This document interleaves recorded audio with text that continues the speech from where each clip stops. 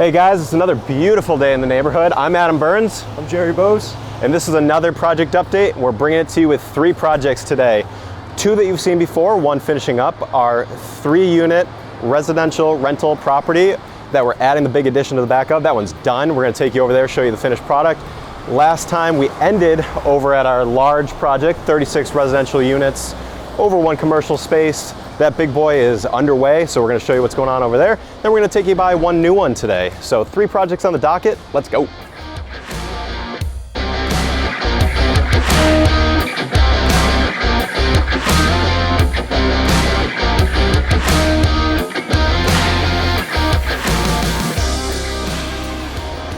All right guys, we're here on site number 1. This is the site of our residential rental units, 36 of them over 1 commercial space. Last time you were here, yeah, I mean, there's a lot that's happened here. Last time you were here, there's a building behind us, and now demo's done, building's gone. We're working on our SOE, or Shoring of excavation. yes, to hold back our site and the sidewalks and the roads and the other sides, the other buildings, while we dig down. We have a nice deep basement going in here with some amenity space and other things going on. Car stacker pits in the back, so we need to hold everything back while we dig down, and obviously we can't slope the site with the dimensions that we have. So we would need to have a nice 45-degree slope from street level all the way down to that basement level if we were to actually slope it and put our forms in place at the bottom of that slope, but we don't have that luxury here in the city. So we are securing the sides of this site so we can dig down in the middle. And why don't you tell the lovely folks at home what's going on, what we're seeing here, what is that big blue thing doing in the back there, and then where are we going from here? So what you're gonna see today is the drill rig is set up. We have our shoring contractor on site. They're drilling to set their casings, so then we can set the steel beams into the casings, and then they use flowable film on Monday to pour around it, and then the casings can be removed. So we have 15 set as of right now, and we've been at it for 3 weeks, you know, give or take with the holidays. So it's a slow process, it's a muddy process, but we're working through it. We're thinking 3 more weeks of drilling and setting the beams, and then we'll be excavating and lagging as we excavate. Other than that, we have a T-Mobile pad, which is unique to this site. Not sure if we touched on it or not, but No. there's a shed behind us that houses T-Mobile telecom equipment, and we have to move them to a temporary location during construction. So we're working on that move. Once that move is complete, we'll take down their current structure, and then it's just go time. Then it's full excavation of the site, pouring footings, pouring walls, and that's when the fun really begins. But a lot of precaution happening now. Love it, love it. Go time. Go time. Yeah, this is sometimes the boring part of the project when we're digging around in the dirt and making a bunch of mud, but there's a lot happening here that frankly you can't see just standing here where we are. So why don't we look down over here and we can talk a little bit about what Jerry was just talking about here, and maybe Jerry can drop some Jerry facts on us. So these are the beams you were talking about, right? Yes. Okay, and then these go down how far? These are down 25 feet. So these guys are deep, so they're getting down to below where our foundation is going to go. Correct. So those drill all the way down.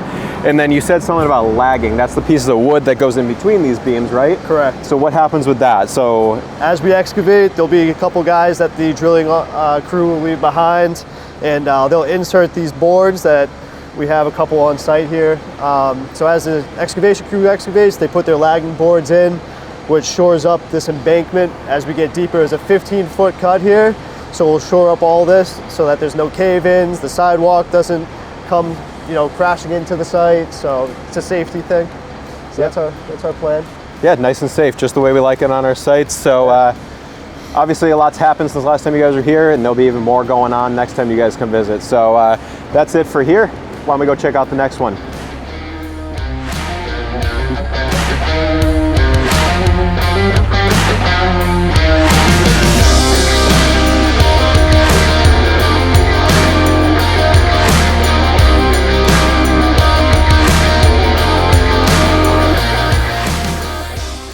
All right guys, site number 2 of the day. If you remember this one, this is the site of our 3 family with the giant addition on the back. Last time you were here, we were working on finish. I don't quite remember exactly where we were, but I know we were finishing up, and well, now we have people living here, at least in 2 of the units, but we're gonna take you into unit number 1, show you what's the finished product. And I don't know, am I missing anything? No, let's go in and take a look. All right, let's go in, people.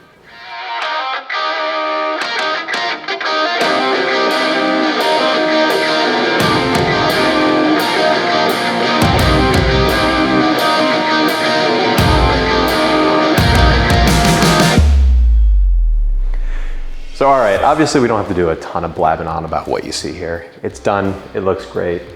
Kudos to another one, well done, Jerry. Thank you. I actually pulled a fast one on him. I moved up the date by 2 weeks and he still hit it. And we got people moved in on the date they were expected to move in. So we got 2 units filled upstairs. This one's still available. If you know anybody that's looking, rental available right here. We'll hook you up with one of our great rental agents. What were some of the lessons learned or challenges on this project? Yeah, so like the big thing that we hit on in other episodes was the excavation of the foundation for the addition here. There was no access anyway into the site, so we had to go through the front of the building. You know, we made ourselves a garage door, we ramped in. So that was a challenge. It was interesting. It was something we've never done before, but now we know we can do it. That was pretty nuts. Go back and look at that piece of the video where we blew the front off this thing and drove a bulldozer through the middle of it. Yeah, so that was really cool. That was a challenge that we came up with a great idea. Yeah. It worked. Another thing was we found that, you know, we touched on this in other episodes with the kitchen cabinets. You know, we couldn't get them all at the same time, so we used mix match of what we had from in our garage from previous projects that weren't used, and we pieced it together. We painted them. It came out beautiful. Other than that, it was a pretty smooth project. I wouldn't like to say easy, but you know, it was good. None of them are easy. They all have little challenges, right? Yeah. I remember one of the things was the HVAC. So, you know, we ended up with 2 units here, but originally we had started with mini splits on this project, right? Yeah, so originally we were talking about mini splits, one for each bedroom in the living area, but when we priced it out, it was outside of our budget, having to do with the cost of mini splits right now. They used to be a cheaper option, a better option, but with the availability of the parts getting more and more scarce, the price was going up. So we went with a ducted heat pump system here. First time we've used it. At first, we didn't really think it was, the units themselves hanging from the ceiling was aesthetically pleasing, but we made some nice looking soffits and I think they blend in well now. Yeah, it looks great. Ducted systems are awesome, so I think that worked out. Yeah, so drop some Jerry facts on us real quick. You said ducted heat pump system, and we think of Mitsubishi mini splits or any wall hung units as heat pumps as well, right? So they're both heat pumps, but what's the difference? So the difference is your traditional mini split, the white unit that you see hanging from the wall, you know, that is typically zoned just for that, typically sized just for the area where it is. So like if you'd have one for each bedroom, typically you'd have one for the whole living area. A ducted system allows you to have one central unit with its own thermostat that controls that specific area. So in our case, the 2 rooms in the front of the building and the kitchen and the living area is on one zone, one unit. And then we have a separate unit for the back rooms. So I think it's actually great. Less units to service, less things to go wrong. I dig it. Yeah, so it worked out. And these are electric systems, right? Not gas fired? Correct. And are all heat pumps electric? Yes. Okay, cool. So we still stay with an electric system, which is great for climate resiliency as we move forward with some of the regulations here in Boston. We're able to make changes to our buildings to remain compliant with those new energy codes.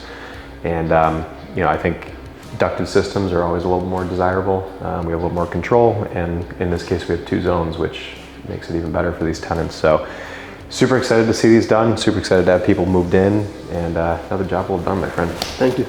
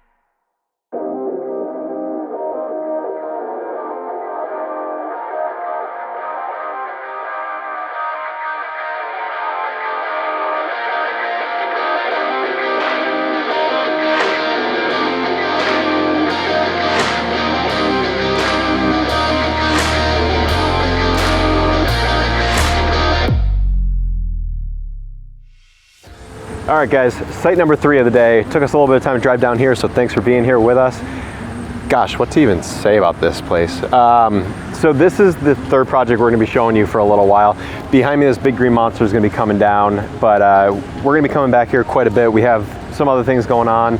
We actually own more than just this guy. We own some land over here that we're gonna build another building on later, and then we own a couple houses over that way that we're gonna renovate and get rented out first, and then figure out what we wanna do with down the line. But behind me, green monster's coming down. Jerry and I are standing right on the property line that delineates this lot where we're gonna put a building, and then a lot over here for later use. This guy here, he's gonna be 5 residential units over a commercial space. That commercial space is slated to be an ATM kiosk on this project, and we're gonna have a whole bunch of parking on the ground level. So 5 residential, 1 commercial, bunch of parking. This is gonna be a beautiful building that really improves this part of town and gets rid of this eyesore of an old auto body shop. But permitting here, I don't want to be too long-winded, but it was a very long process and a little bit challenging. We have a resource area out behind us that's a brook, and it took us some time to work with the Conservation Commission, and we thank them for all their time and hard work on this one as well in getting it through permitting and making sure that we're doing all the right things to clean up this site and make it a lower pollutant load than what was previously generated on this site. So we're happy to be bringing a better neighbor to this brook into the neighborhood, and beautiful building to come. Yeah. Did I miss anything? I'm babbling now at this point. No, I think you hit it all. We're excited to get going on this. Like you said, it was a long time coming.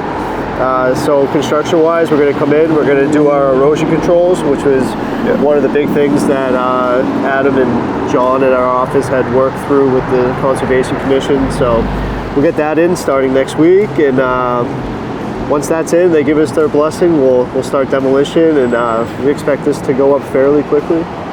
Yeah, quick Jerry facts. We've been dropping a lot today. Yeah. Erosion controls, what are they? What are we doing? What are they going to see here?